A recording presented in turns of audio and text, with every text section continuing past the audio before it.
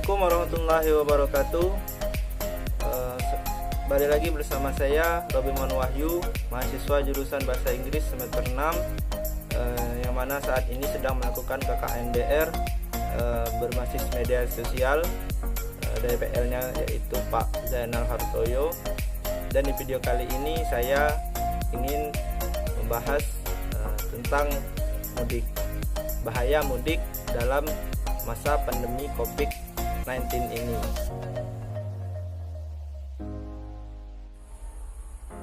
Di video kali ini saya Robiman Wahyu akan menjelaskan alasan mengapa mudik saat pandemi corona itu berbahaya. Jadi, menjelang Ramadan dan libur Lebaran, pemerintah kita Indonesia menghimbau masyarakatnya agar tidak mudik saat pandemi COVID-19 masih berlangsung. Dan langkah ini ditempuh untuk mencegah penyebaran COVID-19 di berbagai wilayah Indonesia, terutama di wilayah dengan akses fasilitas kesehatan yang masih terbatas. Jumlah kasus COVID-19 di Indonesia kini 4.557, bertambah 316. Angka ini dapat meningkat apabila masyarakat tidak menerapkan pembatasan jarak, termasuk dengan tidak mudik saat wabah COVID-19. Jadi, apa bahayanya bila kita mudik saat pandemi COVID-19 ini? Aktivitas mudik sudah menjadi tradisi yang lekat dengan masyarakat Indonesia. Setiap tahun saat musim mudik, puluhan ribu orang berbondong-bondong pulang ke kampung halamannya untuk berkumpul dengan keluarga besar dan meramaikan hari raya. Namun, libur Lebaran tahun ini tampaknya akan jauh berbeda dibandingkan tahun-tahun sebelumnya. Alih-alih melepas kangen dengan kampung halaman, aktivitas mudik saat pandemi COVID-19 justru dapat membawa bahaya bagi diri sendiri dan keluarga. COVID-19 menular dengan amat cepat. World Health Organization atau yang biasa kita singkat WHO menyebutkan bahwa laju transmisi COVID-19 mencapai 2,5, yang artinya satu orang pasien positif dapat menginfeksi setidaknya 2 orang yang sehat. Jadi ketika mudik, kita bisa terpapar ratusan hingga ribuan orang selama perjalanan. Jumlah orang yang berdekatan dengan kita tentu lebih banyak lagi jika kita menggunakan transportasi umum seperti kereta api, bus, kapal laut, ataupun pesawat terbang. Kita pun tidak hanya berdekatan dengan sesama pemudik, tapi juga penjajah makanan, petugas tiket, dan sebagainya. Kita tidak bisa mengenali siapa yang positif COVID-19 dan yang tidak. Bahkan, pasien positif pun mungkin tidak sadar terjangkit COVID-19 karena tidak menunjukkan gejala. Kita juga bisa tertular COVID-19 jika menyentuh benda yang terkontaminasi virus, lalu menyentuh mata, hidung, ataupun mulut tanpa mencuci tangan.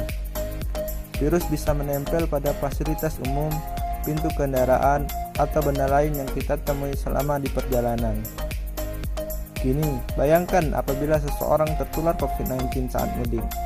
Orang tersebut, atau bahkan kita sendiri, dapat melanjutkan penyebaran kebalasan hingga ratusan orang. Mereka yang tertular tanpa sadar akan membawa COVID-19 ke kampung halamannya. Kita bisa jadi sudah terpapar virus tanpa menyadarinya, entah di kota asal ataupun selama di perjalanan. Di kampung halaman, orang-orang yang paling beresiko terinfeksi adalah orang tua kita, sanak saudara, serta seluruh warga yang belum tentu memiliki akses mudah terhadap fasilitas kesehatan. Jadi bagaimana jika sudah terlanjur mudik saat pandemi COVID-19? Pemerintah saat ini memutuskan tidak melarang masyarakat untuk mudik, namun ada kebijakan khusus bagi mereka yang tetap pulang kampung. Begitu sampai di kampung halaman, mereka akan berstatus sebagai orang dalam pemantauan atau ODP. Sesuai protokol WHO pada halaman kawal COVID-19, ODP wajib mengisolasi diri selama sukarela dengan tidak meninggalkan rumah selama 14 hari kecuali ke klinik atau ke rumah sakit untuk memeriksakan diri. Berikut beberapa hal yang perlu diperhatikan selama melakukan isolasi diri. Yang pertama, penggunaan kamar dan kamar mandi.